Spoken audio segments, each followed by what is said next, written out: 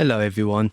Just before episode 8 starts, I want to let you know that I've kept some of the longer pauses in this episode. Normally, I edit them out a little bit, but in this episode, I've kept them because I feel that the silence has a quality that has transcended the words that I spoke. So I hope you like this episode. Enjoy. Hello and welcome to the Bearded Mystic podcast, and I'm your host, Rahul N. Singh. Thank you for joining me today and for watching or listening to this podcast episode. If you would like to support the Bearded Mystic podcast, you can sign up to my Patreon page where the details are in the show notes and video description. Let's get started with verses 26 to verses 30. Verse 26, Shri Krishna continues, "So Arjuna, either you believe that living beings are nitya, immortal, and are reborn again and again, or you believe that they only live once, and that their mrityu, their death, is final. In either case, you should not mourn their passing." Here Krishna raises a very important point, and I'm not sure if he guesses that Arjuna may be having doubts about what he's been saying, or that Shri Krishna is just making sure he addresses every point, which I think is more likely the case. But it is clear here that if Arjuna believes that beings are reborn continuously, then why would you grieve in that sense? Because you know that people are reborn. Therefore, life continues. There's no need to feel sad because the person you love that has died, they'll be reborn again. And you will also be reborn. Why would you grieve? Alternatively, say that you only live once and death is going to happen. That's the final thing. You can't do anything about it. In a way, what Shri Krishna is pointing out is death is inevitable, whichever way you look. Therefore, do not grieve. The same thing is going to happen, death, not something else. Whether you believe in the cycle of birth and rebirth, or you don't, it continues. So death is final, even the death of the people that he's around, and you shouldn't grieve. The whole point of Arjuna's sorrow is because he fails to comprehend that death is the greatest fact of life. He's denying that fact. Every law may change in this universe, but one thing that will not change or be modified is the fact that whatever is born will die. You could change anything according to your understanding, but this one truth is going to remain. It doesn't matter if you believe in a heaven or a hell, because your life on earth will end. Your form has to go. This body and this mind has to die. If you believe you live only once, even then you cannot do anything about death. You just simply can't do anything about it. If people are reborn, there's no need to feel sad because they will have a new form. And his mentors, his teachers, his elders will get a new form. So why should Arjuna feel sad about that? Again, Krishna reminds him that you should not mourn their passing because Arjuna should now be aware of the Atma. He should now be starting to comprehend what the Atma is, the eternal being, this Brahman. Only the body is coming and going anywhere. But the Atma being part, it is changeless and it is placeless. With this simple understanding, the inevitable shouldn't be mourned for, and nor should one make a big deal out of it. Normalizing death is a great step into being enlightened because death is both a certainty as an event, but post-death, we can claim there is uncertainty. Yet Krishna has opened our eyes about post-death. It's only the body that's going to get recycled into the universe and find a new form. But the Atma has no pre or post-death because it wasn't born. Yeah, the Brahman within us, that awareness, it does not go through any death experience at all. It is always alive because it is not born, therefore it does not die. We have to keep re-emphasizing this so we understand this real amazing truth.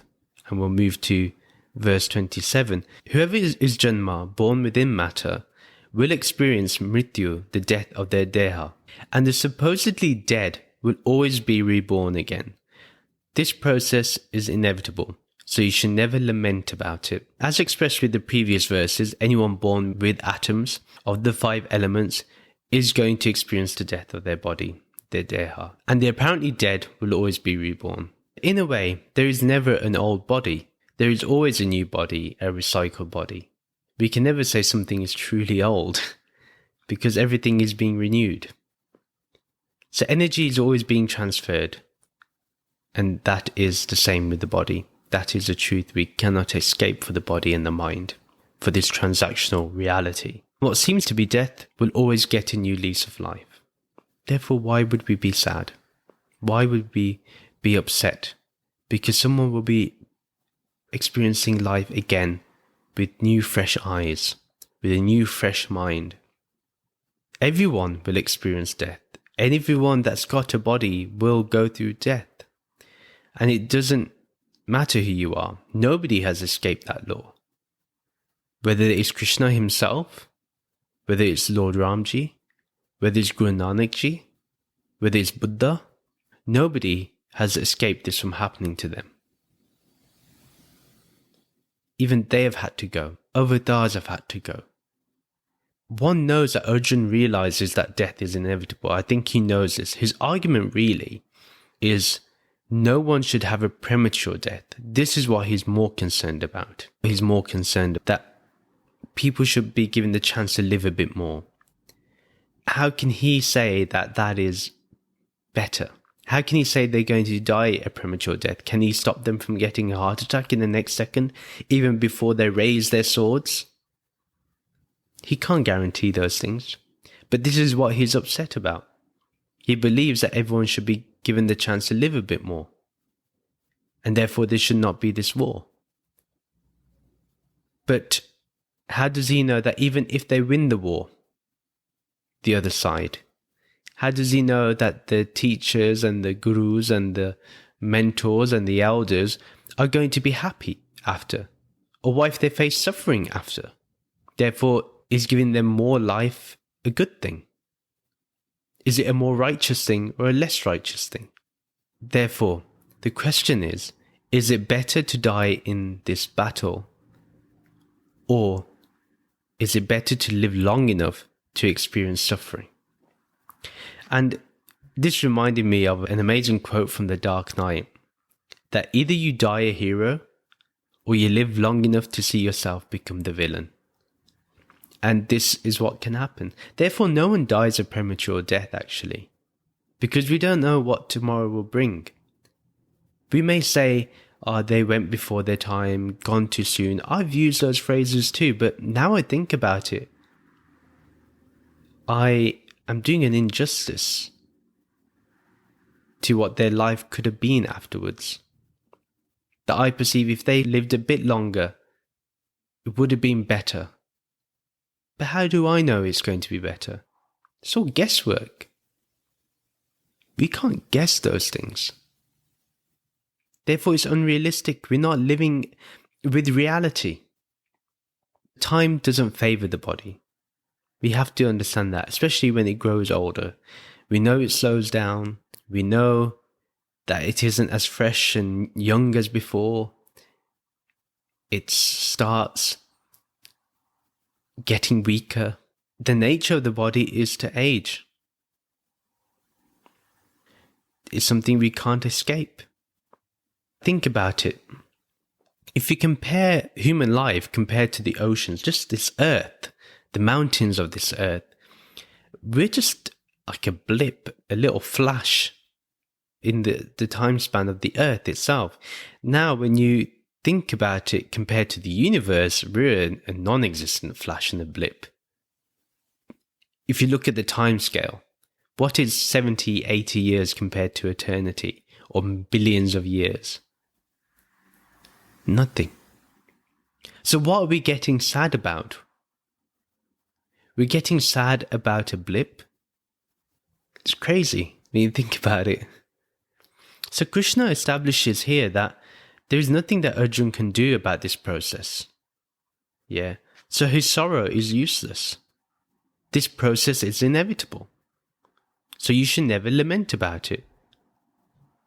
Why should he be sad? He can't avoid this process. Nobody can avoid this process. And by him lamenting over it, thinking about it, worried about it, both birth and death aren't waiting for his approval or command.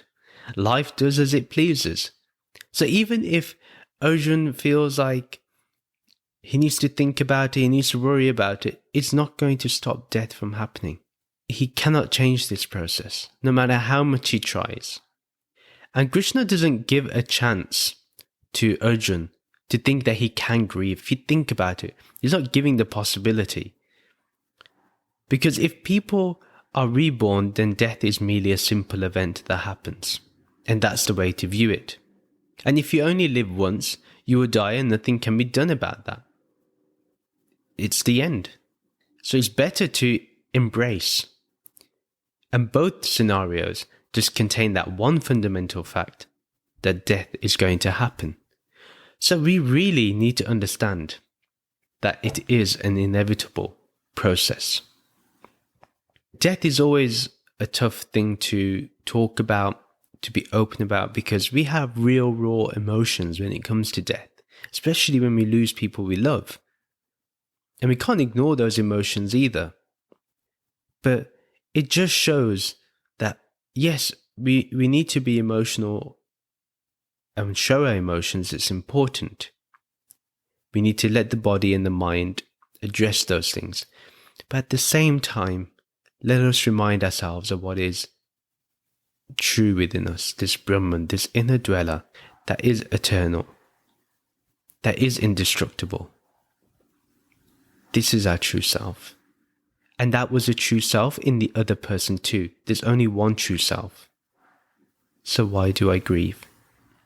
Then we get over the emotional roller coaster that we could be going through. Now let's go to verse 28. All beings are unmanifest in the beginning, manifest for some time in the middle, and then unmanifest again at the end. Crying and complaining will not change this process. Krishna is a bit harsh sometimes. How did we begin? What is our origin? We simply do not know. We simply do not know our beginning. It's all theory. Someone will say God made everyone. Another person will say the Big Bang caused everything. Both are theories. God created the planet in 6 days. How did God know what 6 days was before he created time? And what is time? It's all subjective. It's our experience. Just because the earth goes round the sun, we say it's 1 year. But say an alien in another part of the universe may perceive time to be totally different. So our measurements are just our own apparatus. It's not anything special. And we're using that limited understanding of time to create theories out of things. I really want to raise this point that all we know is that we are unmanifest. Before we were born, we were just unmanifested. And this is an important word. Because here, uncreated is not used. Manifested is used, not created. Because something can manifest out of nothing. You know, even say, if the universe just appeared out of nowhere, we can accept that.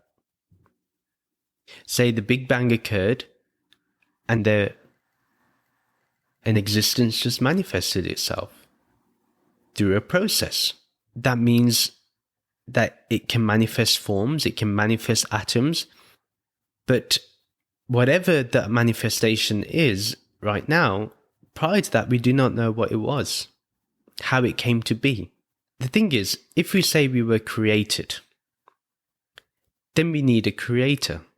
Who shaped us? Who formed us? What created us? Then we got to then ask the question, well, who created the creator? Because something had to have given it form.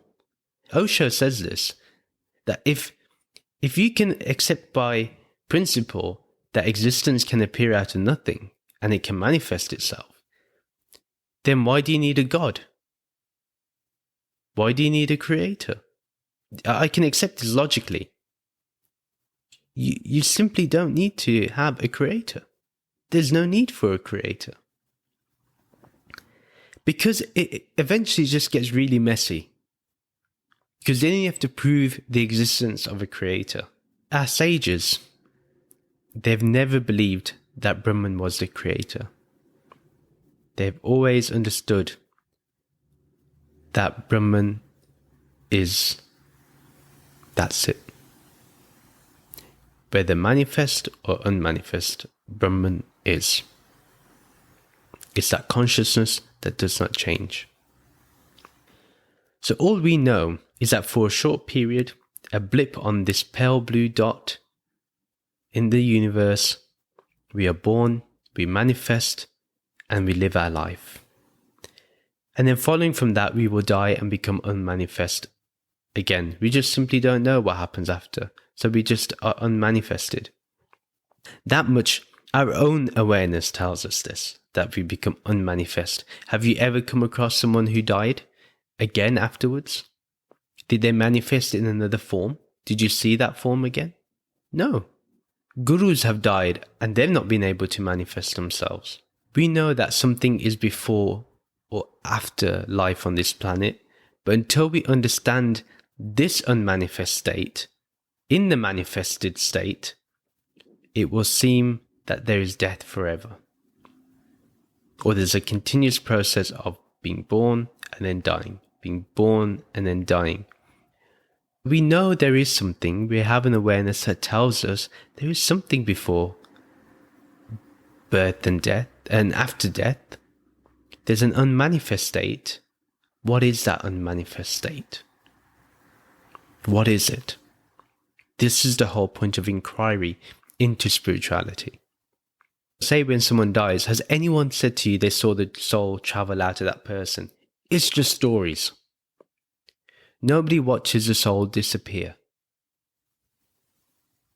If they can, we need to inspect their eyes. Put them under a scientific study that they saw a soul leave the body.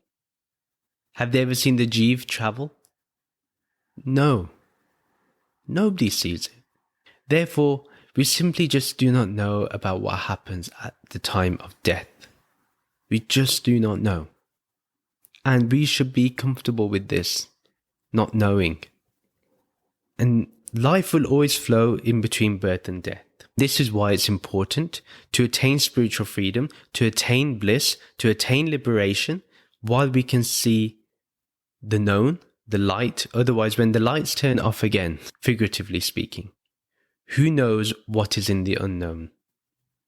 Therefore, it's best to use this manifested state that we've got now, this body and mind that we have now, this Jeev that we have now, and turn our minds inward, turn our being inward, and realize Brahman, the eternal being. This is what we need to do. Otherwise, if we do not do this, then everything will remain unknown to us. The answer is very simple. The answer is really simple here. Brahman remains, Brahman is. There is no birth and death. Only the body goes to birth and death. The message is simple. But accepting it is difficult, understanding it, and being fully convinced, full of conviction that this is your reality because this is your experience that has now become your reality. Krishna raises also an important point. What he says to us is a fact, and it's not something we can deny, not even scientifically, right? As I mentioned before. So why do we complain about something we cannot change? Why do we do this? Why do we moan about the situation? Why do we try to avoid death? You know, have you ever tried to have a conversation about death with other people? They'll always say, ni, shubh bolo.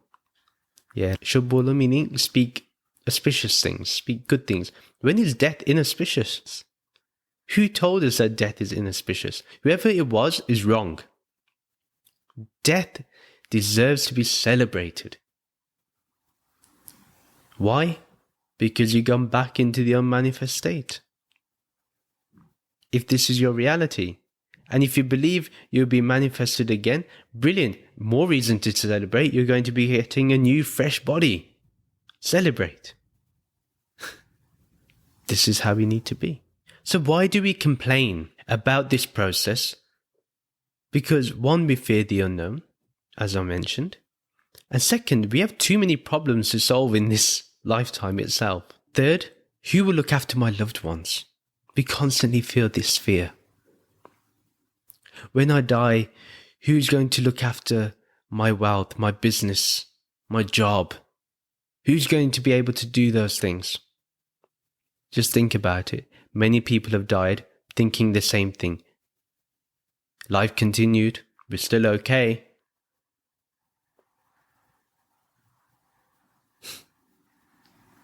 Death can seem cruel because it takes away all our precious problems. In fact, it's the greatest form of liberation one can ask for without being liberated about one's true self. The thing is, if you're truly happy with life, would you complain about death? Or would you take death as another moment to celebrate? I've thought about this quite a bit recently because I've been reading this again and studying a bit more. That would I complain about death? Like, would I, if I'm happy, if I'm really content with my life, if I don't really have major desires, then do I need to fear death?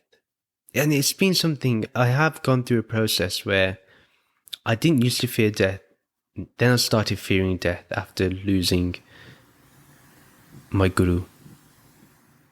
And only now I'm starting to feel that actually death is okay. I'm going to die. I'm going to have to face this fact. And say I die tomorrow. Can I die a happy person? Can I die as someone that is really happy, really content? Because I've been given this knowledge by Krishna, by my Guru, that I am Brahman.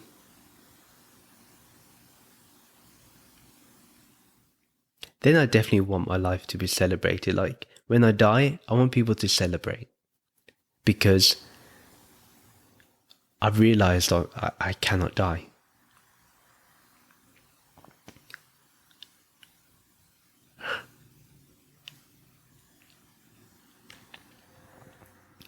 To face this, it takes courage. And the thing is, if I can do it, anyone can do it. I really honestly feel this to be true. Because I've been reading the Bhagavad Gita, I've been contemplating a lot upon turning my mind towards understanding that it is Brahman. And that only Brahman is. And when I inquire into Brahman, I do inquire into when was this born? Like I really ask the question. And I really inquire. I really conduct that investigation. And then, when did it begin? Did it ever begin? Like, why is time so still in Brahman? Why? Because it's timeless, it's eternal. Okay, I'm just saying this to you, but I can't transfer what I know to you. The words are just hints, but the experience that I feel is, for example, that it's like, for someone to understand what sweetness is, you have to give them sugar, and they have to put that sugar into their mouth. Then they need to let the taste buds taste that sweetness. Then they understand what sweetness is. But until someone doesn't taste what sweetness is, they can never understand what sweetness is. But I can never tell you what sweetness is until you've tasted it. Then you know, you can relate to that experience. The same thing with understanding that we are Brahman and knowing we are Brahman. I can talk about it, but until you become Brahman, do you know the experience? And someone asked me this question on TikTok, that have you got over the cycle of birth and death? Like, have you transcended it? And at the time I said, no, I don't think I have. I'm not qualified to answer this. But now I'm thinking differently. I'm thinking there is no such thing as birth and death for me. So what is there to transcend? This body is going to go through birth and death regardless. The elements will continue. I can't change that. The atoms will be transferred to new atoms, to new forms, to new solid forms. I can't change this. I can't change this transaction. But being Brahman means that I'm no longer part of that cycle.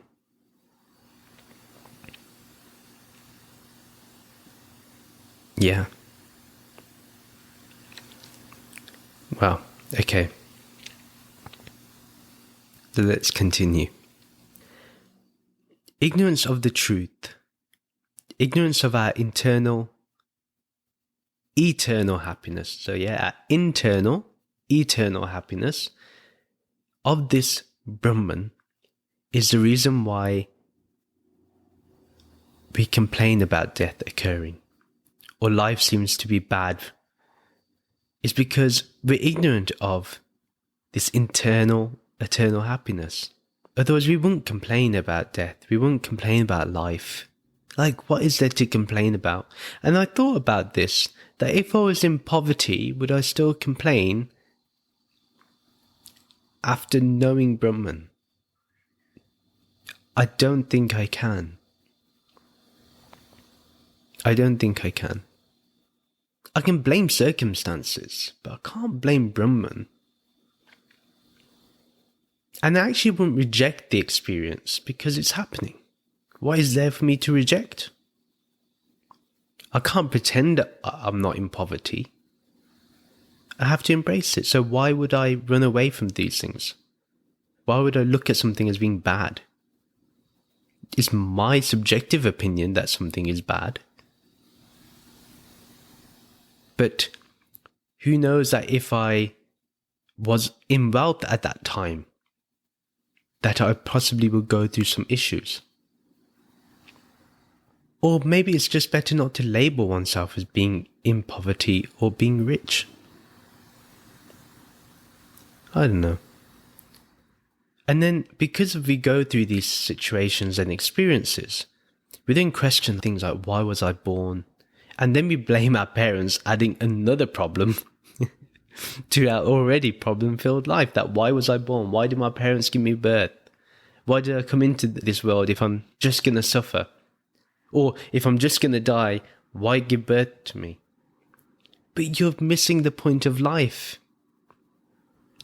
The wonderful aspect of life.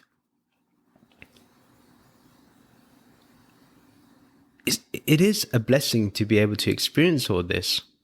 Like the fact that this body and mind can experience consciousness and understand it is consciousness. What value do problems have now? They don't have any. Nothing. So, I then do not blame my parents for my birth. I thank them. I thank them for continuing on this element of birth and rebirth for me, so I can experience Brahman. I can experience truth. that I had the opportunity to be at my master's feet, my guru's feet, and ask for this wisdom, and then be given this wisdom. Like, what are the odds? What are the chances of this happening? I could have been born in another part of the world that didn't know who my guru was. I could have been born to different parents and not have the same spirituality. Like, I am extremely grateful for the life I'm living. I literally have no complaints. But if all of this were to disappear, like in terms of my material joys, if all my wealth was to disappear, but if this Brahman remains, I consider myself still the richest person on this planet. Yeah, Elon Musk can become a trillionaire. Jeff Bezos can become a trillionaire. Okay, but you know what? You're still gonna die. But do you die knowing you are happy? Or do you die because you're still not satisfied, so now you have to think of bigger things to do? And you are disturbed until you do those things. But who can just be happy and content in being at rest? I can say I can be happy being at rest. Doesn't mean I don't have a drive to make more money or anything like that. I'm not saying that those things go, but what I'm saying is that if one looks at the extremes, nothing changes. Everyone's going to die. Yes, you may live like you're in luxury, but there's a lot of worries that come along with that luxury. A lot of dependency also, like on the stock market. Do you think that person sleeps well at night? Possibly not. Actually, I link it to the Squid Game. If you watched it, you'll understand the last episode. Basically, that tells you what being rich brings. And then also being poor means. Because it's the same coin, just different sides. What I'm trying to say is just really appreciate life. Let's continue. Adi Shankaraji quotes a line from the Mahabharata. They emerged from invisibility and have gone back to invisibility. They are not yours, nor are you theirs. What is this fruitless lamentation?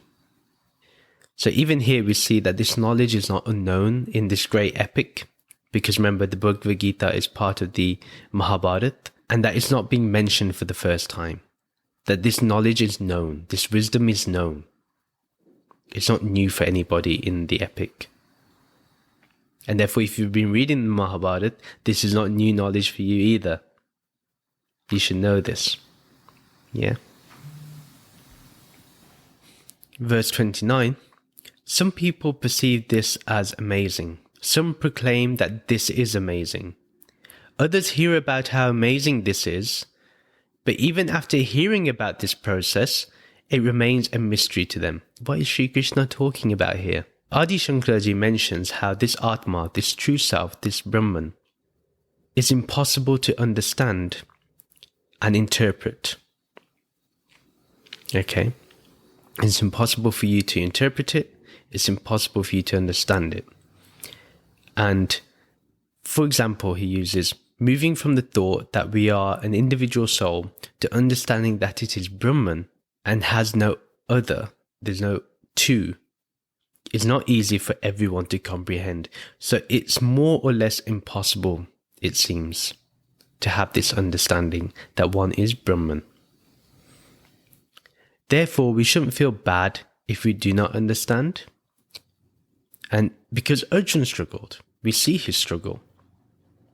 And we also struggle with this. We see other people struggling with this. So it's fine. And we need to understand that we need to be compassionate here. There's an aspect of compassion. And this is what Shri Krishna says when Others hear about how amazing this Brahman is, but even after hearing about it, it remains a mystery to them. Not everyone will get to this understanding. It's the toughest thing to understand in spirituality, and this is why I don't believe in conversion. You can't convert someone to wisdom. The wisdom has to be really worked upon. So what we need to understand is that it's going to be a struggle.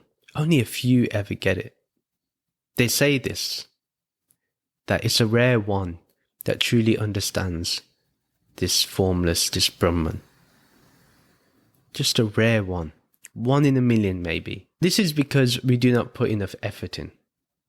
Hearing this message, understanding this, we can feel a bit of peace in our mind that we're not the only ones that do not understand, who still find that this whole atma, being Brahman, is a complete mystery. Yeah, if you still feel it's a complete mystery, that how can the atma be Brahman if you believe in an individual soul? Or how can the Jeev be Brahman? How can Brahman just be? Even if that remains a mystery for you, it's okay. This Brahman is amazing. Another word that you can use, in this translation they use the word amazing, but another word that can be used is wonder.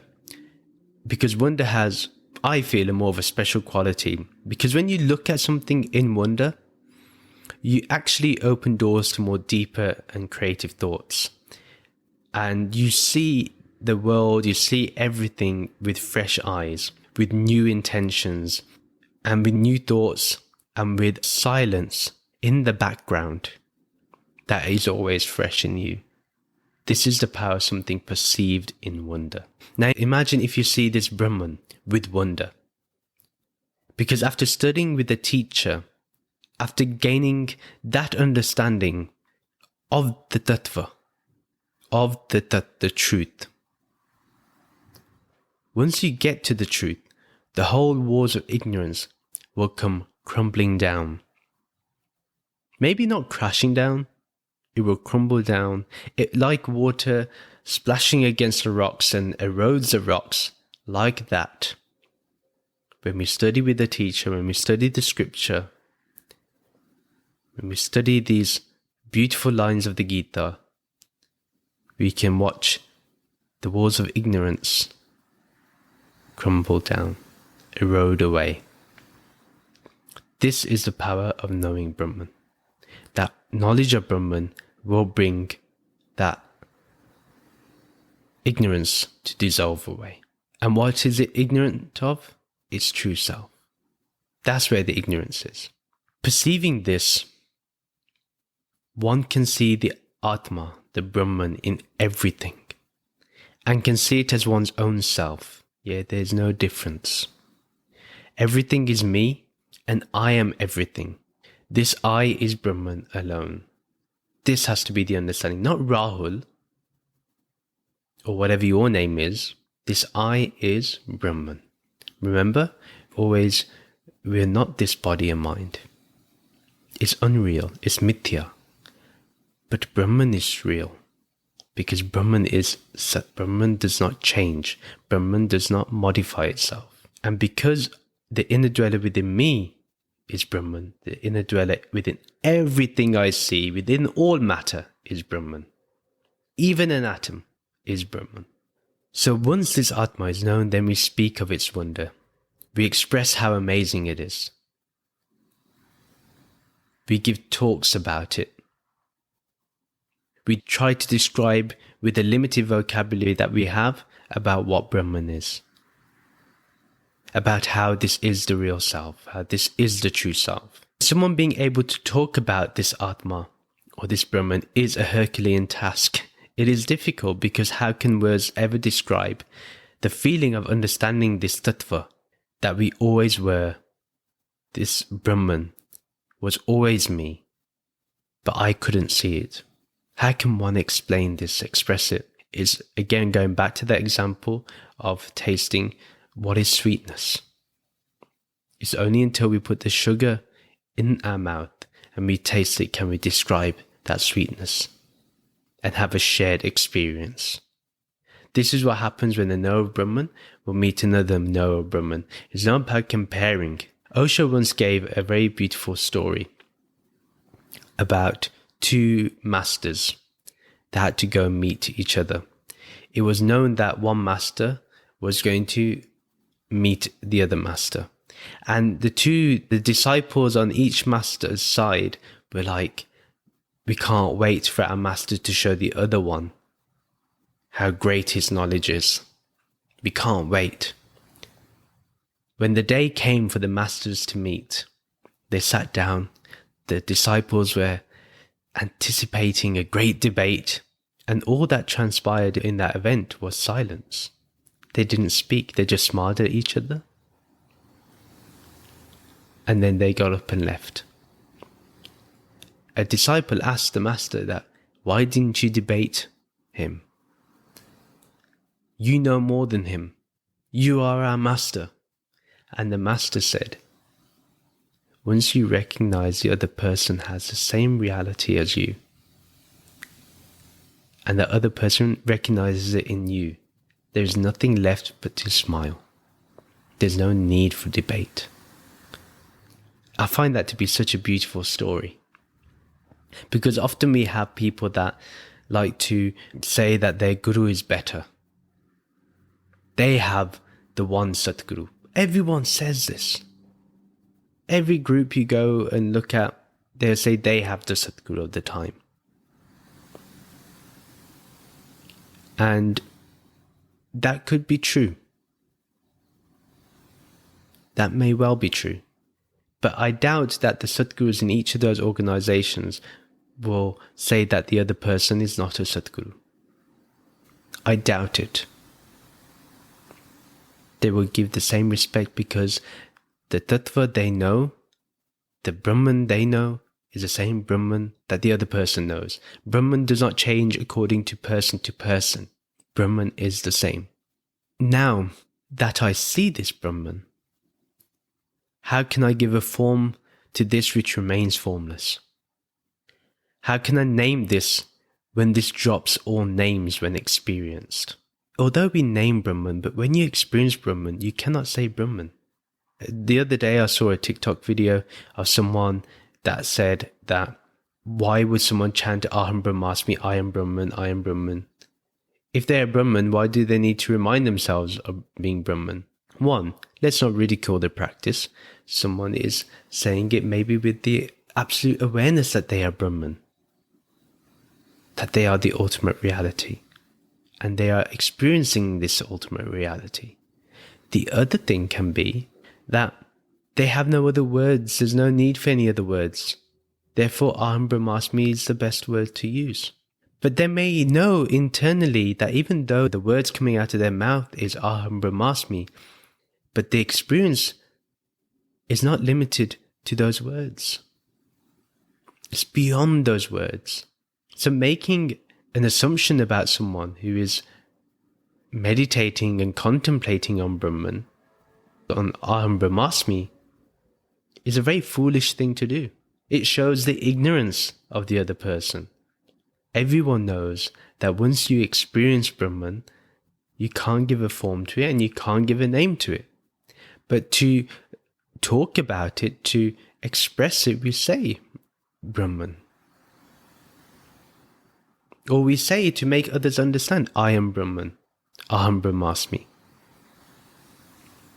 So this is why it's important that we read the Gita with the right understanding. Otherwise, people cook up all types of theories with the Gita. It's important that we understand what Krishna is trying to say.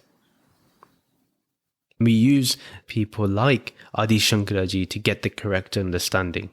People who have studied the Gita, and then we understand their work. We may hear others speak of this Atma being amazing, being full of wonder. We may listen to the Guru, listen to podcasts. We watch talks and debates about the Atma or Brahman. And they may feel bliss, the people that are speaking about Brahman. But it is not the same as the one who experiences this Atma for themselves. The person is seemingly in bliss, but they've not touched the true bliss of this truth. Bliss cannot be named as well. As when it's experienced, you cannot talk about it. Again, after the experience, we call something bliss. But this bliss is also eternal because it's Satchitananda, truth, consciousness, bliss. The person that experiences this Brahman for themselves, only they understand why.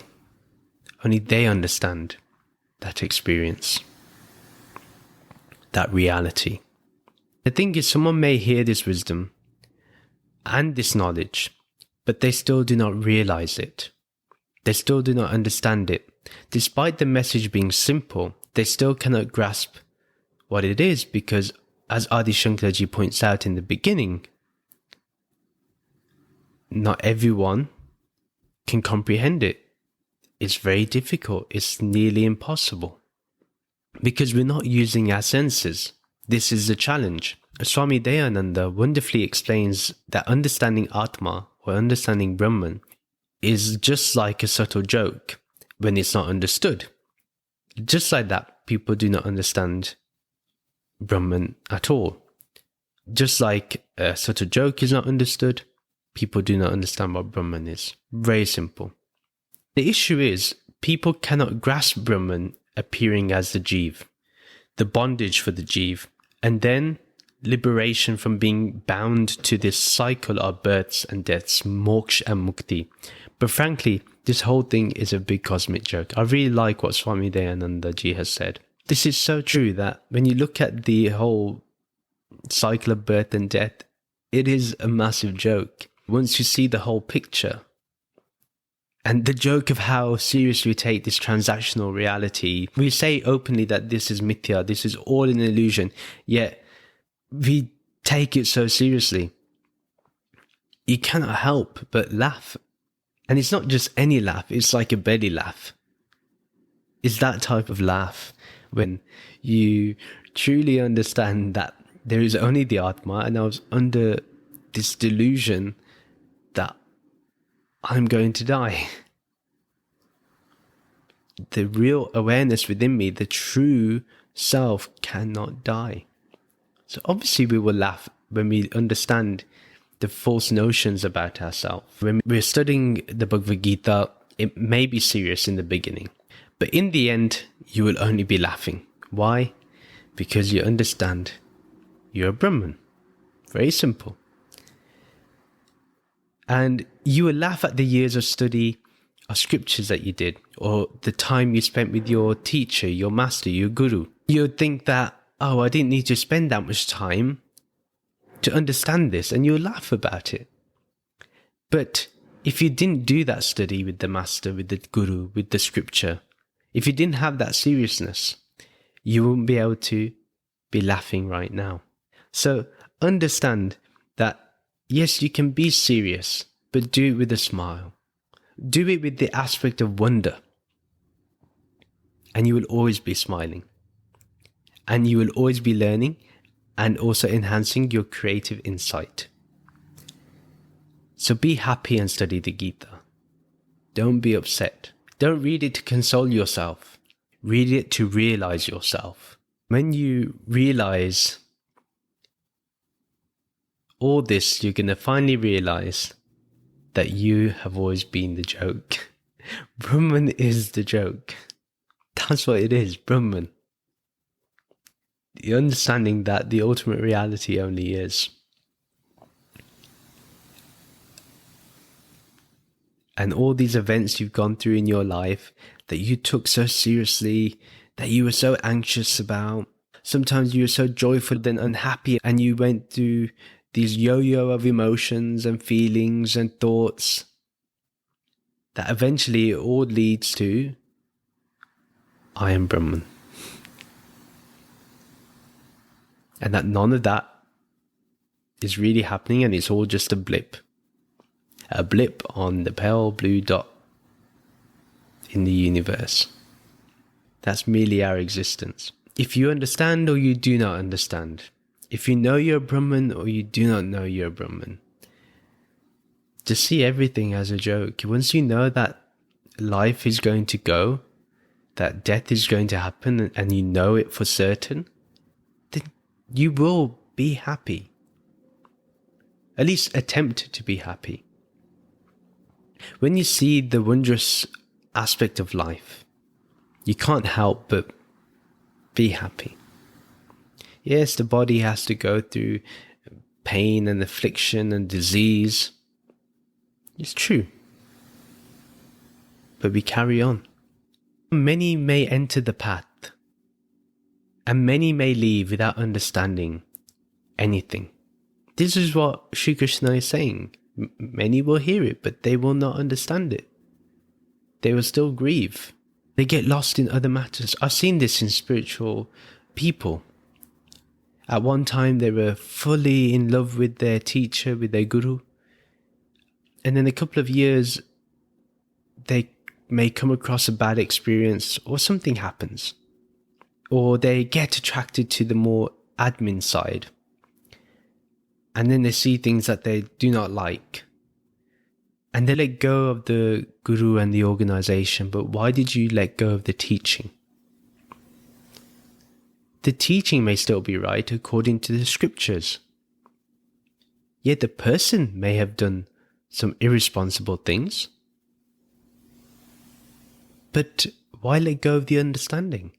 If someone leaves without understanding anything, that's okay. And that's equally amazing and wonderful too. There's no difference. Everything is amazing and wonderful when you see everything as a joke. And it's probably better to see things that way. It actually probably is more saner than being upset. But what's weird in this world is that if you're laughing or smiling, you're weird and you're strange. But if you're sad and depressive, it's normal. I think the world has it wrong. And likewise, many may claim the truth, that they know the truth, and many may claim they know God. Many may claim that God can be known in an instant. But what little do we understand and realize is how much work and study and worship someone did before they got to the wisdom, or before they understood the whole joke of what this is, or understood what Brahman is.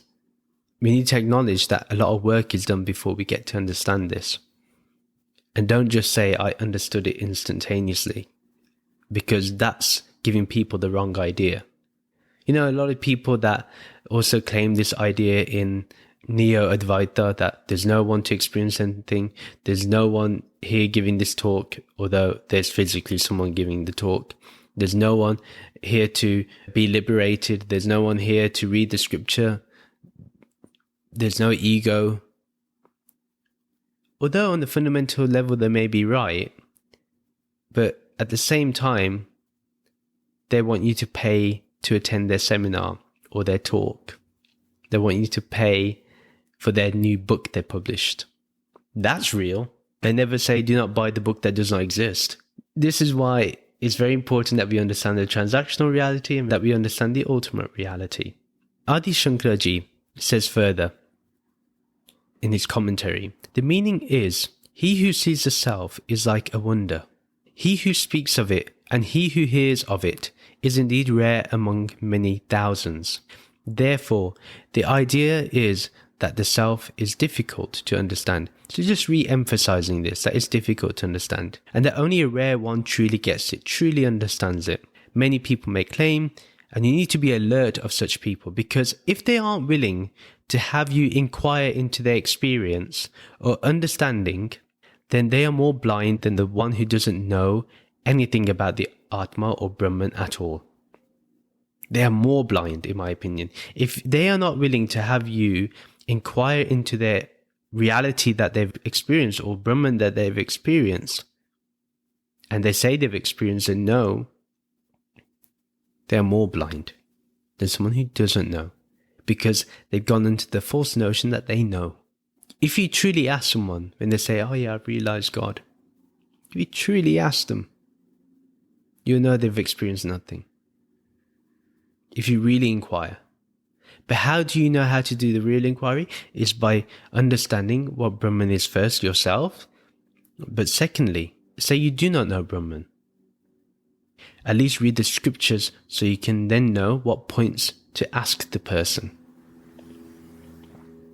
And when we're talking about inquiring, inquire into death. That's the best way to catch someone out. Inquire into whether they truly die and what is death. When the rare one speaks, you can put them on the witness box and they will be happy to go through any question or doubt you may have. They will happily say, okay, you want to question me? Do so. You want to interrogate me? Interrogate me. They will never say to you, go away from here. If you do not believe, you have no faith. They will never say this. They will never do that. A genuine person who has experienced Brahman will always be open to an inquiry. I'm more than happy to discuss it with you. More than happy. The reason why they're willing to go through that is because they've gone through that self-inquiry themselves. They've gone through the same questions themselves. So they truly went through the whole process of understanding, who am I? They've gone through that process. And they've also questioned whether they've understood the truth and whether they have become the truth. Only after this relentless process do they finally speak with confidence. So it's not like they're just going to speak up. It's after a rigorous process of making sure they've understood it and that they are living that reality, that ultimate reality. They're living as Brahman. Only until they know this to be concrete do they speak. Their confidence is in their knowing, and you see that they are speaking of this wonder as it is their own self, not something they gained. They didn't lose anything, they didn't gain anything.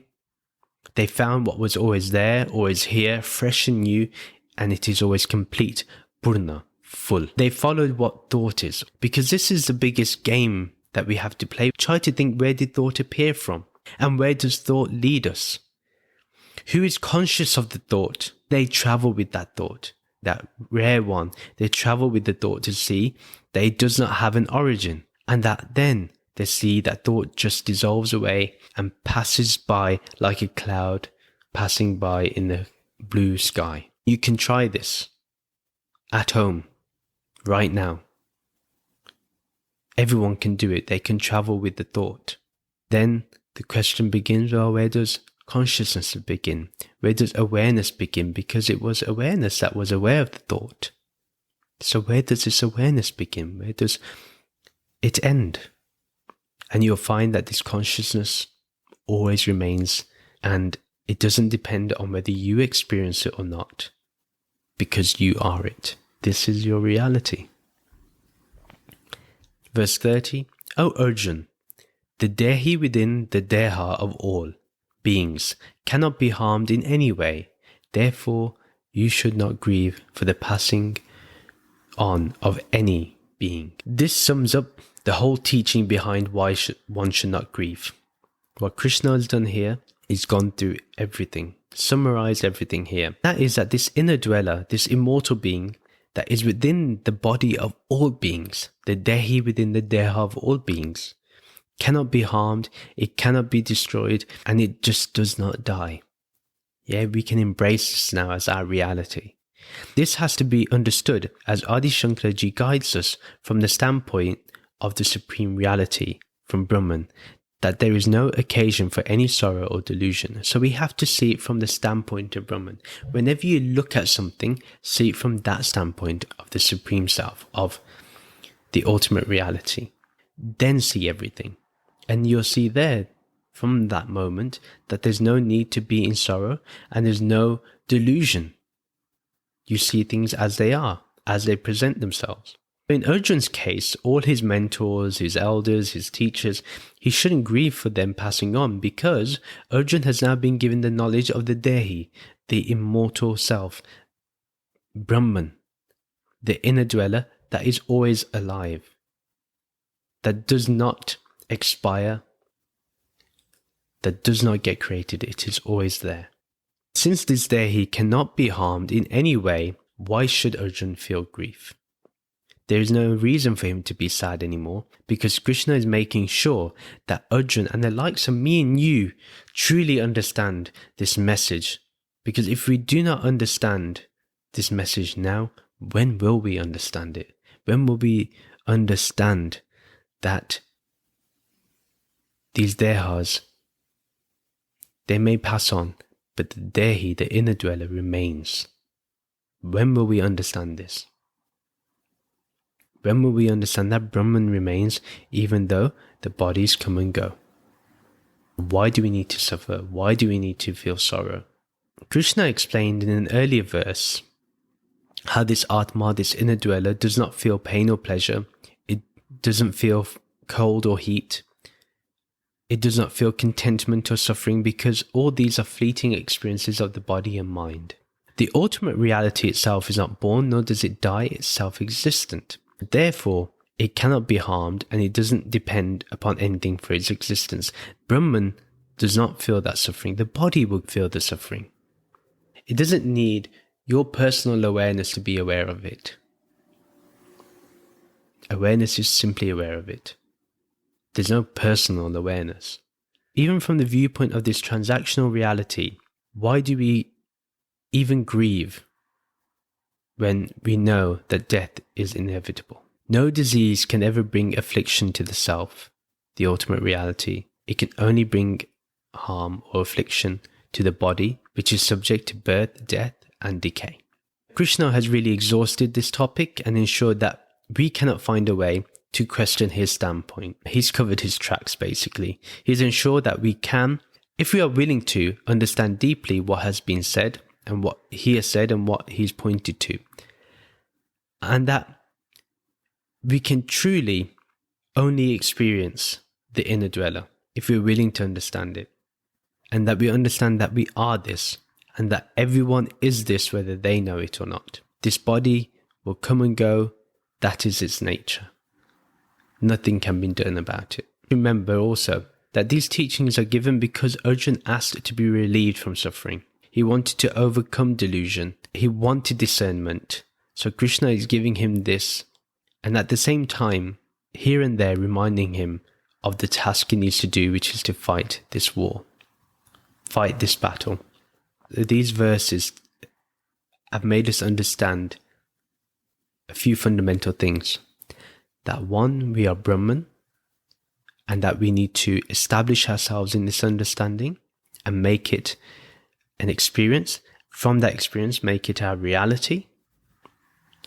And that birth and death is all part of a process. It's been going on and it will continue to go on. Whether we accept it or not, it's going to happen. So let's take this moment to understand that we can embrace death fully and with a smile. This is the end of episode 8, and we went through chapter 2, verses 26 to 30. Just to remind you that a new episode is uploaded every Sunday. You can follow me on social media, and my accounts are in the video description and show notes below. I'm also on the Wisdom app, and I have given a few impromptu talks on there. So do download the Wisdom app. It's on the App Store, I know that for sure. I'm not sure if it's on Android, but do take a look if you can. It's called the Wisdom app, and you can follow me on the Bearded Mystic podcast on there. Please rate and review this podcast. Thank you very much for listening. Take care. See you soon. Stay safe. Bye.